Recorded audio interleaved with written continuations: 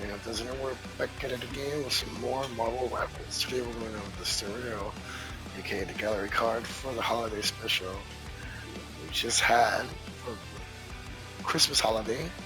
Unforgettable holiday. Here's a bit of an illustration here of some of the cosmetics that just came out for recent characters as well as the store. Let's go ahead and get into it. Slow down, Tippy Toe, Squirrel Girl said to her furry companion. I may have all the powers of a squirrel, but it doesn't make my legs move as quick as yours. Besides, what's such a big deal that it couldn't... Wait, what happened here? Squirrel Girl stared in disbelief as she entered the Adventures gift shop on Times Square. She had been working around the clock between battles to get the venue decorated for a huge holiday party scheduled for that night. She had only stepped out for a few minutes to grab some roasted nuts from the street menu, but when she flung the doors open, she saw her worst nightmare.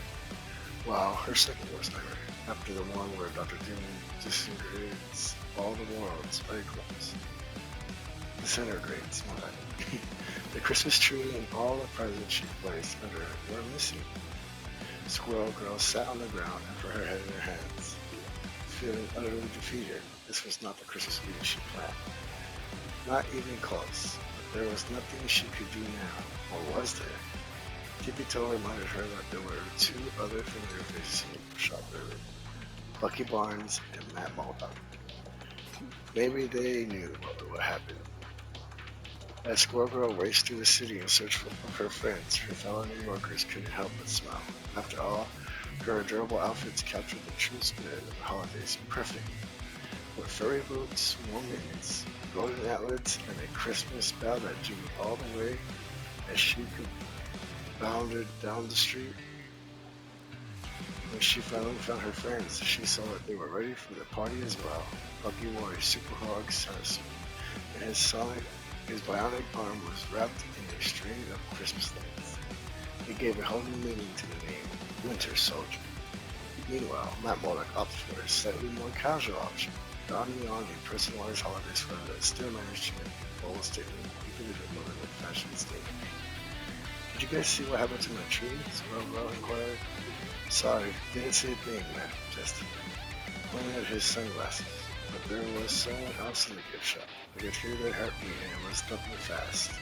Star-Lord, Squirrel Girl shouted. He was looking around the shop while I was decorating, but he wasn't buying anything. I don't know what he was up to, but it made my fur stand on end. Quill has the same effect on me, Bucky said with a chuckle. The Squirrel Girl was already running off to track her next suspect. When she reached the Guardians of the Galaxy spacecraft in Milano, parked on top of the Avengers Tower, she caught into an open bay door to get Star-Lord's attention. But she never could have anticipated what she saw when he exited the shop.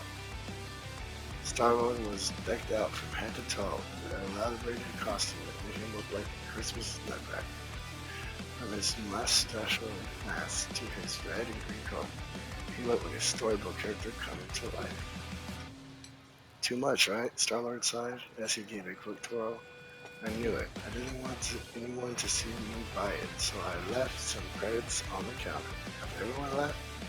I just never get to spend Christmas back here on Earth anymore, and I thought maybe from one nutcracker to another, Squirrel Girl responded, it's perfect. I promise, but what's not perfect is my party. My tree is missing, so are the presents. You might want to find Cloak and Dagger, Star-Lord suggested. They were headed into the shop when I was sneaking out.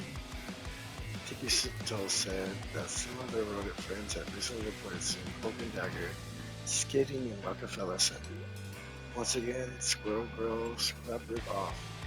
When she arrived, she paused for a minute to watch in awe as the two girls gracefully glided across the ice.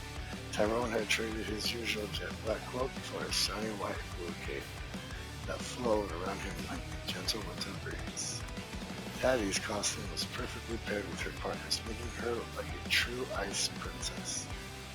Above them, the legendary Rockefeller tree sparkled in all its glory, making the whole scene look like something out of a storybook. Squirrel Girl couldn't help but let out a wishful sigh. That's some tree, she said quietly. I never stood a chance. Then, remembering why she was there, she waved down the skaters. Hey guys, did you see what happened to my tree at the shop? Sorry, but I didn't see what happened to your tree, Corbin said.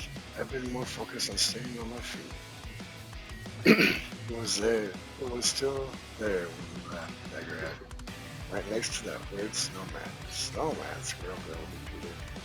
I didn't put up the snowman. Cog and Dagger joined Squirrel Bill as they raced towards the shop. Along the way, they saw a strange, snow-covered creature standing on the street corner. That's the one, Dagger exclaimed. Squirrel Girl rushed over and quickly realized who she was looking at. This was no Snow White.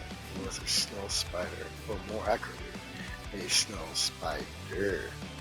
It may have been coated in a thick layer of snow, but there was no mistaking anyone's favorite mechanical marvel, especially when Baby Bucket popped out of its hatch in her festive holiday dress. Konnichiwa, Penny said. Happy to see your friends. I'm so glad you're here. I was worried no one would get to see Spider's costume before announcing. This thing is a total nightmare to keep frozen. I could probably help with that, Squirrel Girl said, because my tail has gone completely cold. Chi used to tell me, if you can't find the ending, go back to the beginning, Baby said. Maybe you're right, Squirrel Girl said, leading her friends back towards Times Square. As she opened the door to the Adventurers Gift Shop once again, Squirrel Girl let out a high-pitched squeal as all the lights suddenly came on. There, in the center of the room, was her tree blazing bright. It was surrounded by twice as many presents as there were before, and even better, all her friends were there too. This was all Tippy Toes' idea, Lucky and she pointed out to how hard you'd been working to decorate for the big party. Once we realized how long you've been cooped up inside, we decided to hide the tree and the presents to lure you out. You got some much needed fresh air, Starlight added, and hopefully one heck of a story.